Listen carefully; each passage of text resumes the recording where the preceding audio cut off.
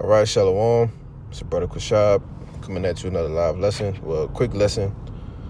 Before I get started, I want to give all praises, glory, infinite honors unto Yahweh, Bahashem, Yahweh Shai, Bahashem, Rechak Wadash. Double honors once again to the apostles and the elders of Great Millstone, and taught me this truth and rule well. And Shalom, Rabarakim, Labachariam, Shaya Shala, peace and blessings to the hopefully elect, all right, as well as those that believe in the gospel and may you endure unto the end, Lord willing. All right, and today's lesson is just gonna be based around the elect. Salaki for the background noise. Basically, this lesson gonna be going into the elect being natural born winners. All right, because I was listening to brother out of Dallas. Going into still like a quick impromptu lesson, which this is gonna be a line back off of that of basically us finishing, all right, and going into how the last rep is usually the hardest, all right, the one that's the most difficult, all right. Well, the elect, we are ultimately the natural born winners, all right, those who not gonna let anything stop them from winning, okay, which is why brothers always use this one of these athletes, right, Kobe Bryant, Michael Jordan, all right, and their disdain for losing, all right. Well, the elect have that same mentality, all right. Whether when we was in the world, all right, we had that mentality, all right, but we have carried it over into the truth, man, all right. Because why? We don't want to lose, We understand everything that's at hand, and we don't want to lose it. You see.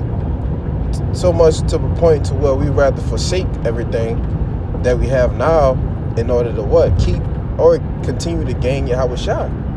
You see? But I'm going to start off the first book of John, chapter 5, verse 4. Alright. Because this is what we were born to do this, man. Alright? Naturally, alright, from the womb. You might have to get that in Jeremiah. It's Jeremiah chapter 5. Shalakia. This is 1 John 5 and verse 4. It says, "For whatsoever is born of our power overcometh the world." You see? So when you read in the NLT, it says, "For every child of the Most High defeats this evil world, for we achieve this victory through our faith." All right, and I'm gonna read it back in the KJV and I'll break it down. It says, "For whatsoever is born of our power overcometh the world." And this is the victory that overcometh the world, even our faith, you see? So we already have the victory, all right? Even, because what? We've been born, all right, through the spirit and power of Yahweh Bashem Yahushai, right? Now, this is not talking about actually being born, all right, literally, all right? It's figuratively, like in the book of John, the 3rd chapter, all right, when Yahushai was speaking with Lazarus, Salakia, and Lazarus was basically being simple, all right, asking if he needed to go back into his mother's womb. No, man, all right, this is basically going into us being baptized, all right, after the ways, all right, of righteousness, okay, through who? Yahweh Shai, by what? Our faith, all right, our belief, you see? So if we are born, all right, or we are born this way, okay, then what? It's nothing that anybody can do to stop us from being elect, all right? That's why I tell you in Hebrews, or maybe in Colossians, that you need to put on, therefore, as the elect, all right? And when you put something on, you wear it, all right? You put on clothes, you wear it, you see? People see you with those clothes on, so putting on as the elect, meaning what? Act like, you are a man of the Lord. Act like you are a part of the elect. You see? Because what? We already have a victory that's written for us. Why? Because we are naturally born to do this. You see? Now let me get that Jeremiah. All right.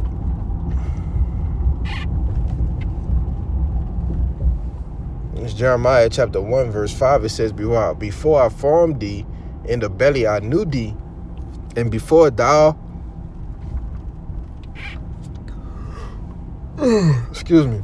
before thou camest forth out of the womb, I sanctified thee, and I ordained thee a prophet unto the nations. You see, so it's just a natural thing. You know, people saying, "Oh, it's second nature." No, this truth is natural for us, man.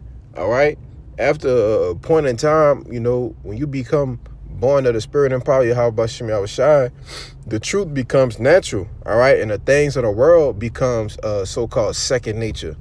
You see, everything else that's centered around this truth is natural, man. All right, the dietary law, the Sabbaths, you know, the putting off the old man, you know, putting the warring against the flesh. All right, winning in the spirit, man. You know, because we have to win spiritually before we can physically win. All right, have the victory physically. You see, which is, you know, go as far as salvation. Right now, back in the 1 John, all right, 5:5, it says, "Who is he that overcometh the world, but he that believeth that Yahushua is the Son of our power? This is he that came by water and blood." All right, which, you know, Yahushua said what? That I'll baptize you with what? Fire and water. All right, which symbolizes us catching hell. All right, we're going through that baptism by fire now, right? Even Yahushua HaMashiach, not by water only, but by water and blood, and it is the Spirit that beareth witness, because the Spirit is true, right? So, but that was the point, all right? But you know, I just had a few precepts just going into the things that we will overcome. All right, or the things that we will have the victory over. All right, as long as we have Yahweh B'Shem Yahushai on our side. All right, so this is let's see where to go. I have a few precepts written down. All right, and first and foremost is the destruction of America. You see, it's Revelation chapter 15, verse 2. It says, "And I saw it as it were a sea of glass mingled with fire, and them that had gotten the victory over the beast, and over his image, and over his mark, and over the number of his name, stand on the sea of glass, having the harps of our power." All right, in which this is something that we will be a part of, Lord willing.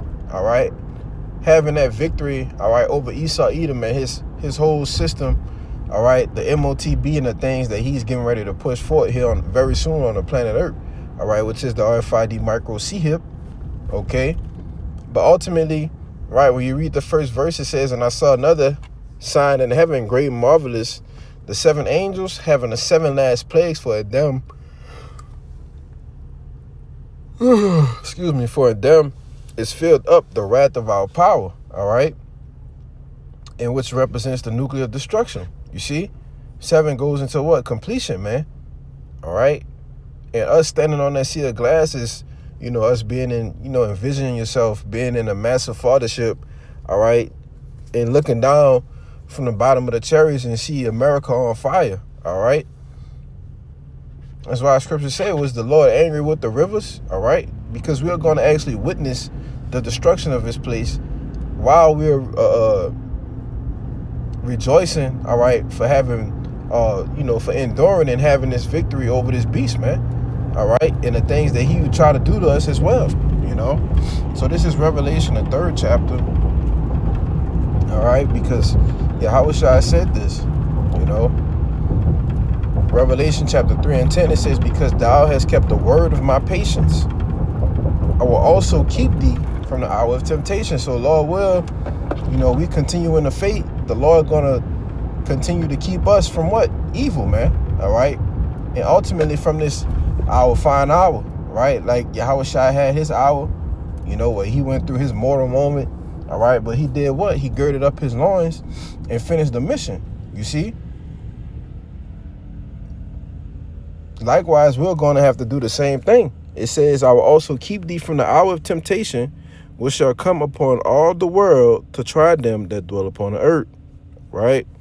So everybody not going to have the covering, all right, or the spirit of Yahweh B'Shem Yahushai, all right, to be able to be kept from the MOTB.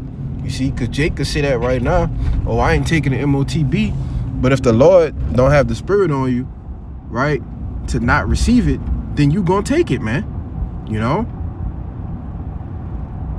that's just what it is, right? So this is another thing that, you know, we have the victory over, all right?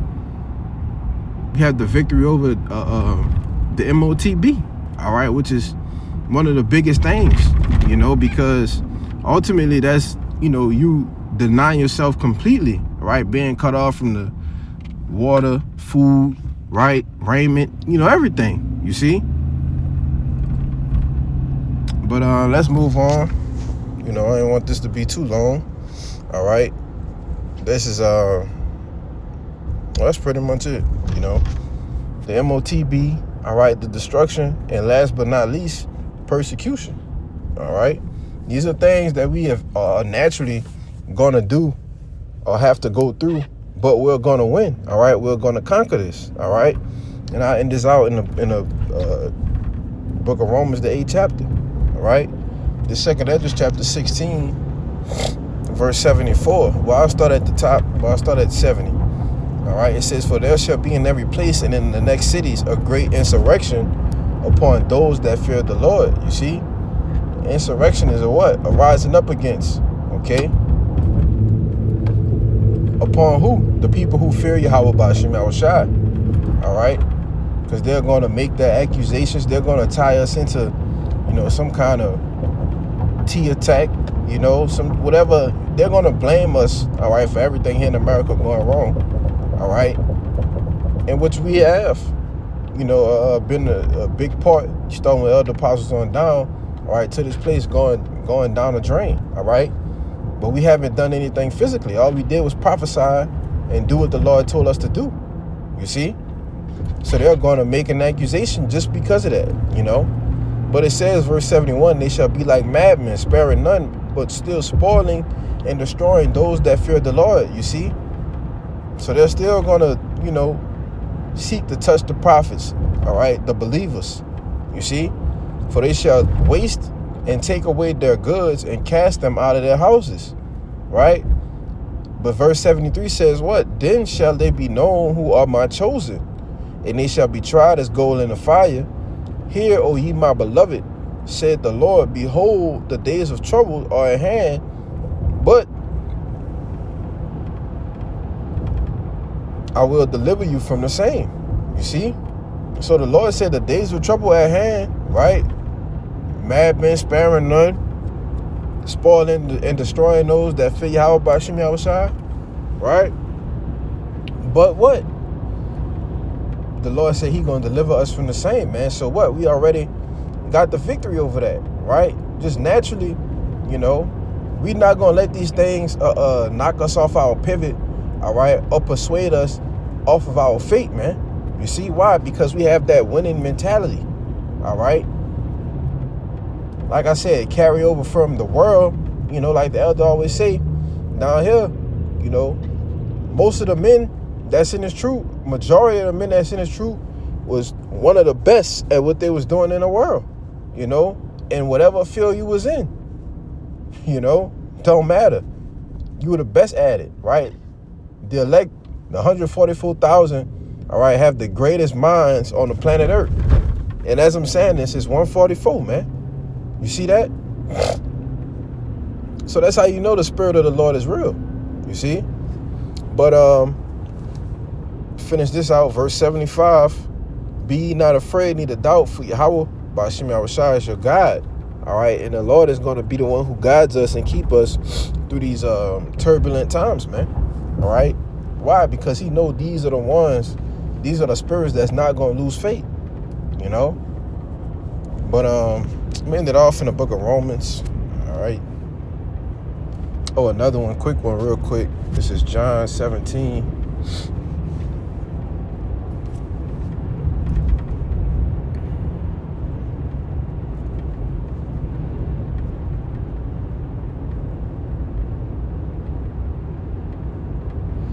Verse 15, it says, "I pray not that thou shouldest take them out of the world, but that thou shouldest keep them from the evil." You see? So Yahushua is actually praying that we be kept from these evils, man. All right? And if Yahushua is praying for us, then who can be against us? You see? I just wanted to bring that out real quick. But this is Romans 8, And I'll start at around 35. All right, just to get the point. I don't want to read that much.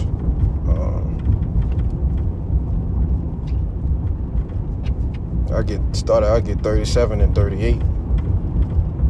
Read 37 on down. It says Romans 8 and 37. Nay, in all these things we are more than conquerors, right? And this is the mentality that the men of the Lord will have. All right, these are the natural born winners. Oh, absolutely, they're gonna have this mentality, right?